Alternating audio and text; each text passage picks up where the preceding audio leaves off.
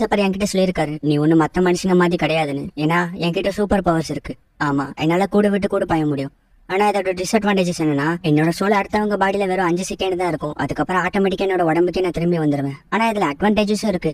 நான் வேற ஒருத்தவங்களோட சோல்ல இருக்கும்போது அவங்களுக்கு காயம் பட்டா எனக்கு எதுவும் ஆகாது, அவங்களுக்கு தான் அடிபடும். அதோட இது வரைக்கும் நான் சொந்தமா எக்ஸாம்ல பாஸ் ஆனதே கிடையாது. சின்ன வயசுல இருந்தே கூட விட்டு கூட பஞ்சு அடுத்தவங்க ஆன்சர் ஷீட்டை பார்த்து தான் சீட்டிங் பண்ணி தான் எப்பவுமே ஃபர்ஸ்ட் மார்க் வருவேன். இது ஒண்ணு எனக்கு புதுசு கிடையாது. மிடில் ஸ்கூல் முடிஞ்சு ஹை ஸ்கூல் போகும்போது எல்லாத்துக்குமே என்ட்ரன்ஸ் எக்ஸாம் வைப்பாங்க. இதுல எப்படி சீட்டிங் பண்றதுன்னு யோசிச்சேன். பரவாயில்ல, ஈஸியா தான் இருந்துச்சு. இந்த என்ட்ரன்ஸ் எக்ஸாம்ல அதிக மார்க் எடுத்தனால என்னதான் என்ட்ரன்ஸ் செரிமனிக்கு வெல்கம் பண்ணதுக்காக கூப்பிட்டாங்க. அந்த பையனை பார்த்து எவ்வளவு அழகா இருக்கா, ஆனா கவலைப்படாதவன் உனக்கு ஒத்து வர மாட்டா அப்படின்னு சொல்லி ஒரு பொண்ணு கிண்டல் அடிச்சிட்டு இருக்கா. தேங்க்யூ அப்படின்னு நம்ம ஹீரோனோட ஸ்பீச்சை முடிச்சுட்டு இப்ப எக்ஸாம் ரிசல்ட்டை பாக்குறதுக்காக போறான். இப்ப அவனை யாரோ கேமரால ஷூட் பண்ணிட்டு இருக்காங்க.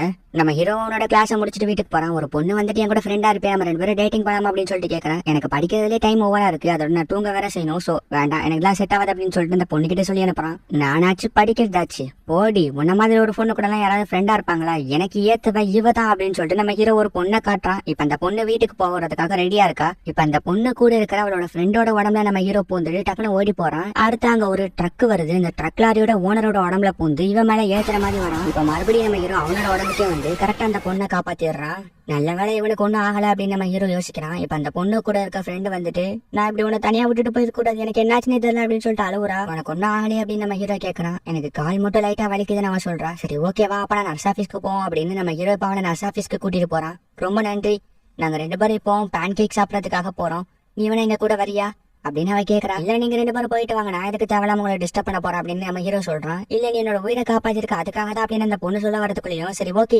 எனக்கு என்னோட அண்ணன் கிட்ட இருந்து கால் வந்துருச்சு, நான் இப்ப வீட்டுக்கு போய் ஆகணும் அப்படின்னு சொல்லிட்டு அவயசாடுறா. இவன் எனக்கு நல்லா ஹெல்ப் பண்றாளே அப்படின்னு நம்ம ஹீரோ யோசிக்கிறான். நம்ம ஹீரோவை இப்பவும் வந்து ஒரு கேமரால ஷூட் பண்ணிட்டு இருக்காங்க. இப்ப இந்த 2 பேருமே பேன் கேக் சாப்பிடறதுக்காக போறாங்க. இது இப்படிதான் சாப்பிடணும் அப்படின்னு அந்த பொண்ணு சொல்றா. அது மாதிரி நம்ம ஹீரோவும் சாப்பிடுறான். இது சூப்பரா இருக்கு அப்படின்னு சொல்லிட்டு நம்ம ஹீரோ சொல்றான். அங்க ஹலோங்கிற ஒரு பாட்டு ஓடிட்டு இருக்கு. இந்த பாட்டு உனக்கு பிடிக்குமா அப்படின்னு அந்த பொண்ணு கேக்குறா. எனக்கு தெரியாது அப்படின்னு நம்ம ஹீரோ சொல்றான். ஆனா பாய்ஸ்க்கு இந்த பாட்டு ரொம்பவும் பிடிக்கும், பாப்புலரான பாட்டு அப்படின்னு சொல்லிட்டு அவ சொல்றா. ஆனா எனக்கு தெரியல அப்படின்னு நம்ம ஹீரோ சொல்றான். சரி ஓகேப்பா, நாளைக்கு நம்ம ஸ்கூல்ல மீட் பண்ணுவோம் அப்படின்னு சொல்லிட்டு அந்த பொண்ணு கிளம்புறா. இப்ப அடுத்த நாள் ஸ்கூல்ல நம்ம ஹீரோவுக்கு அந்த பொண்ணு மெசேஜ் பண்ணிருக்கா. இன்னைக்கு நம்ம 2 பேரும் சேர்ந்து வீட்டுக்கு போலாமா அப்படின்னு சொல்லிட்டு அந்த பொண்ணு கேட்டிருக்கா. சரி ஓகே அப்படின்னு நம்ம ஹீரோவும் சொல்றான். நான் நினைச்ச மாதிரி நடக்குது அப்படின்னு நம்ம ஹீரோ சிரிக்கிறான். இப்ப மைக்ல ஒட்டாசுக்கா ஸ்டூடெண்ட் கவுன்சிலுக்கு வாங்க அப்படின்னு சொல்லிட்டு அனௌன்ஸ் பண்றாங்க. நான் போகணுமே அப்படின்னு நம்ம ஹீரோ அந்த பொண்ணுக்கு மெசேஜ் பண்றான். சரி ஓகே நான் வெயிட் பண்றேன் அப்படின்னு சொல்லிட்டு யோமி சொல்றா. இப்ப நம்ம ஹீரோவும் ஆபீஸ்க்கு வந்துடுறான். உங்களோட எக்ஸாம் பேப்பர் எல்லாம் பார்க்கும்போது நீங்க சீட் பண்ண மாதிரி எங்களுக்கு சந்தேகம் வந்துருச்சு, சோ எங்க கண்ணு முன்னாடி உட்காந்து எக்ஸாம் எழுதுங்க அப்படின்னு சொல்லிட்டு அவன் சொல்றான். அதெல்லாம் முடியாது அப்படின்னு சொல்லிட்டு நம்ம ஹீரோ போறான்.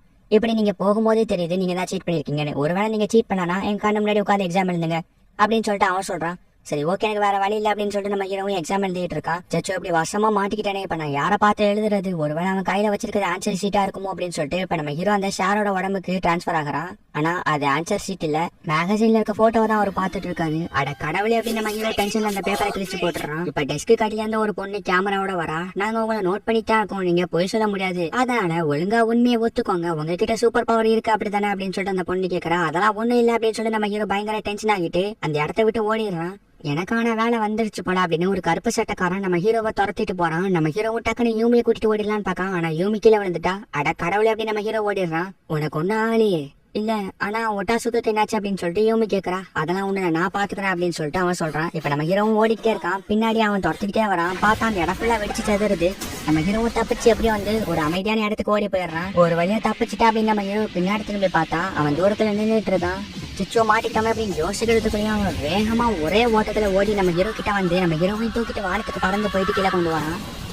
நீ இப்ப என்ன பண்ணடா அப்படின்னு நம்ம ஹீரோ கேக்குறான். இதுதான் பிரேக் நெட் மூவ்மெண்ட், இதான் என்னோட பவர் அப்படின்னு சொல்லிட்டு அந்த பையன் சொல்றான். என்ன பவரா அப்படின்னு நம்ம ஹீரோ ஷாக் ஆகுறான். இப்ப அந்த பொண்ணு மறுபடியும் கேமரா தூக்கிட்டு வரா. உனக்கு என்னதான் வேணும் அப்படின்னு நம்ம ஹீரோ கேக்குறான். எனக்கு நீ தான் வேணும், உன்கிட்ட நிறைய சூப்பர் பவர்ஸ் இருக்குன்னு எனக்கு தெரியும், அந்த சூப்பர் பவர்ஸ் எல்லாம் வேஸ்டா போக கூடாது, உன்னோட பவர் எங்களுக்கு ஹெல்ப்ஃபுல்லா இருக்கும் அப்படின்னு சொல்லிட்டு அந்த பொண்ணு சொல்றான். நானும் சொல்லிட்டே இருக்கேன் எனக்கு பவரே கிடையாதுன்னு திரும்ப திரும்ப பவர்னு சொல்லிட்டு இருக்க அப்படின்னு நம்ம ஹீரோ டென்ஷன் ஆகிட்டு அந்த கேமராவை குடுங்கலான்னு போறா. பார்த்தா அந்த பொண்ணையே காணோம். ஆனா நம்ம ஹீரோ யாரோ அடிச்சுக்கிட்டு இருக்காங்க. என்ன ஆச்சு அப்படின்னு நம்ம ஹீரோ யோசிக்கிறான். என்னோட பேரு டோமோரி, என்னோட பவர் இன்விசிபிள் அப்படின்னு சொல்லிட்டு அந்த பொண்ணு சொல்றா. என்ன இன்னொரு பவர் அப்படின்னு நம்ம ஹீரோ இன்னும் ஷாக் ஆகுறான். முன்ன மாதிரி இந்த உலகத்தில் நிறைய பேருக்கு சூப்பர் பவர்ஸ் இருக்கு, ஆனா அந்த பவர் நம்மளோட வாழ்க்கையில எப்பவுமே இருக்க போறது இல்ல. ஒன்ஸ் நம்ம ஏஜ் ஆனதுக்கு அப்புறம் அந்த பவர் ஒரு நாள் நம்மளை விட்டு போயிடும். ஆனா அதுக்குள்ளேயே அந்த பவரை வச்சு நம்ம நிறைய ஹெல்ப்ஃபுல்லான விஷயங்கள்லாம் பண்ணணும். அதனாலதான் உனக்கு ஒரு ஆஃபர் தரேன். நீ ஸ்டார் அகாடமிக்கு வா, அங்க எங்களோட ஸ்டூடெண்ட் கவுன்சில்ல ஜாயின் பண்ணு, இதுதான் நம்மளோட மிஷன் அப்படின்னு டோமோரியும் கூட இருக்க டக்கோச்சோவும் சொல்றாங்க. இப்ப நம்ம ஹீரோ வீட்டுக்கு வந்துடுறான். ஆனா உனக்கு ஒரு விஷயம் தெரியுமா, நம்ம 2 பேத்துக்கும் ஸ்காலர்ஷிப் கிடைச்சிருக்கு, அதுவும் ஸ்டார் ஓஷன் அகாடமில அப்படின்னு அயுமி சொல்றா. என்ன அதுக்குள்ளயும் கிடைச்சிருச்சு அப்படின்னு நம்ம ஹீரோ ஷாக் ஆகுறான். நம்மளதான் இந்த சர்டிபிகேட் இருக்கு பாரு அப்படின்னு சொல்லிட்டு அயுமி சொல்றா. இதை செலிப்ரேட் பண்றதுக்காக நான் ஆம்லேட் ட்ரை செஞ்சிருக்கேன் அப்படின்னு சொல்லிட்டு அவ சொல்றா. இதை நான் இவகிட்ட எத்தனை தடவை செய்ய வேணாம்னு சொல்லிட்டான், கேட்கவே மாட்டேங்க, சொன்னா மனசு கஷ்டப்படுமே சொல்லாமலே இருக்கேன், எப்படி இருக்குன்னு சொல்லிட்டு அவ கேட்கறா. நல்லா இருக்கு அப்படின்னு சொல்லிட்டு நம்ம ஹீரோ போய் சொல்றான். என்னதான் இருந்தாலும் அம்மா செய்யற மாதிரி வராதில்ல அப்படின்னு சொல்லிட்டு அயுமி சொல்றான். அவங்கள பத்தி பேச வேண்டாம், நான் உங்ககிட்ட சொல்லியிருக்கோம்ல அப்படின்னு நம்ம ஹீரோ சொல்றான். உனக்கு இன்னும் அவங்க மேல கோவம் போகலையா அப்படின்னு அயுமி கேட்கறா. இங்க பாரு, நம்மளை பொறுத்த வரைக்கும் நானே இதுதான் நம்மளோட ஃபேமிலி அப்படின்னு நம்ம ஹீரோ சொல்றான். இப்ப இவங்க நைட்டு தூங்க போறாங்க. ஆனா அயுமி வந்து ஸ்டார்ஸ் எல்லாம் பாத்துட்டு இருக்கா. ஏய் நாளைக்கு ஸ்கூலுக்கு போகணும், இப்படியா உட்காந்து ஸ்டார்ஸ் எல்லாம் பாத்துட்டு இருப்ப, சீக்கிரம் வந்து தூங்க நம்ம ஹீரோ சொல்றான். இன்னும் கொஞ்ச நேரம் அப்படின்னு சொல்லிட்டு அவனும் பாத்துக்கிட்டே இருக்கா. இப்ப அடுத்த நாள் இவங்க 2 பேருமே ஸ்டார் ஓஷன் அகாடமிக்கு டிரான்ஸ்பர் ஆகி போறாங்க. ஏப்பா லிப்ட்ல இவ்வளவு சூப்பரா இருக்கு, நம்ம 2 பேத்துக்கு மட்டும் இவ்வளவு பெரிய ரூமா அப்படின்னு சொல்லிட்டு ஐமி ரொம்ப சந்தோஷப்படுறா. இவ சந்தோஷப்பட்டதை பார்க்க நல்லா தான் இருக்கு அப்படின்னு நம்ம ஹீரோ யோசிக்கிறான். இப்ப நம்ம ஹீரோவும் யூமியை பாக்குறதுக்காக வந்திருக்கான். இங்க பாரு யூமி, நான் ஸ்டார் ஓஷன் அகாடமிக்கு டிரான்ஸ்பர் ஆக போறேன் அப்படின்னு நம்ம ஹீரோ சொல்றான். ஆனா எதுக்காக அவ்வளவு தூரமா இருக்க ஒரு ஸ்கூலுக்கு போய் டிரான்ஸ்பர் ஆகுற அப்படின்னு யூமி கேட்கறா. இப்ப நான் என்ன சொல்றது அப்படின்னு நம்ம ஹீரோ யோசிச்சுட்டு, ஏன்னா அந்த ஸ்கூல் எனக்கு ரொம்பவும் பிடிக்கும் அப்படின்னு நம்ம ஹீரோ போய் சொல்றான். ஆமா அதுவும் கரெக்ட் தான், நம்மளோட கெரியர் நம்மளுக்கு ரொம்ப இம்பார்ட்டன்ட் அப்படின்னு யோமி சொல்றா. நீ இவ்வளவு சீக்கிரம் புரிஞ்சுக்கோ நான் எதிர்பார்க்கல, அதோட நம்ம 2 பேரும் இதுக்கப்புறம் மீட் பண்றது கொஞ்சம் கஷ்டம் அப்படின்னு நம்ம ஹீரோ சொல்றான். எனக்கு புரியுது, ஆனா நீ எனக்கு கிடைச்ச ட்ரெஷர் மாதிரி, என்னோட உயிரை காப்பாத்தி எனக்கு நிறைய ஹெல்ப் பண்ணிருக்க, சோ என்னோட வாழ்க்கையில நான் உன்னை மறக்கவே மாட்டேன், ரொம்ப தேங்க்ஸ் அண்ட் குட் பை அப்படின்னு யோமி கிளம்புறான். நம்ம ஹீரோ இன்னும் ஷாக்ல தான் உட்காந்துட்டு இருக்கான். இப்ப டோமாரியும் டாக்கச்சவும் அந்த இடத்துக்கு வராங்க. நீங்க 2 பேரும் தனியா நிறைய வேலை பாப்பீங்கன்னு தெரியும், சோ அதனால தான் உங்களுக்கு ஹெல்ப் பண்ணிட்டு போலாமே நாங்க 2 பேரும் வந்தோம் அப்படின்னு சொல்லிட்டு இவங்க 2 பேருமே சொல்றாங்க.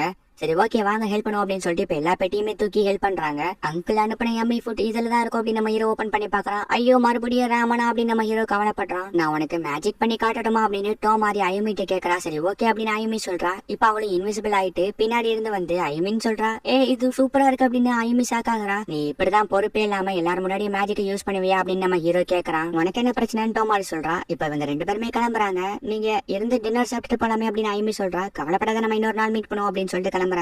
இப்ப நம்ம ஹீரோவும் ஐமியை மட்டும் டின்னர் சாப்பிட்டு இருக்காங்க. அப்ப டிவில அந்த ஹலோங்கிற பாட்டு ஓடுது. இது உண்மையிலேயே பாப்புலர் தான் போல அப்படின்னு நம்ம ஹீரோ யோசிக்கிறான். அண்ணா இப்ப என்னோட புது ஸ்கூல் உன்னோட ஸ்கூலுக்கு பக்கத்துல தான் இருக்கு, நம்ம 2 பேரும் வேணா சேர்ந்து ஸ்கூலுக்கு போலாமா அப்படின்னு சொல்லிட்டு ஐமி கேக்குறா. அதெல்லாம் உனக்கு தேவையில்லை அப்படின்னு சொல்லிட்டு நம்ம ஹீரோ சொல்றான். என்னதான் இருந்தாலும் ஸ்டார் ஓஷன் அகாடமி மாதிரி வர்றது இல்ல, அதோட பேரே ரொம்ப சூப்பரா இருக்குன்னு ஐமி சந்தோஷப்படுறா. ஐமி உனக்கு என்னாச்சு அப்படின்னு நம்ம ஹீரோ கேக்குறான்.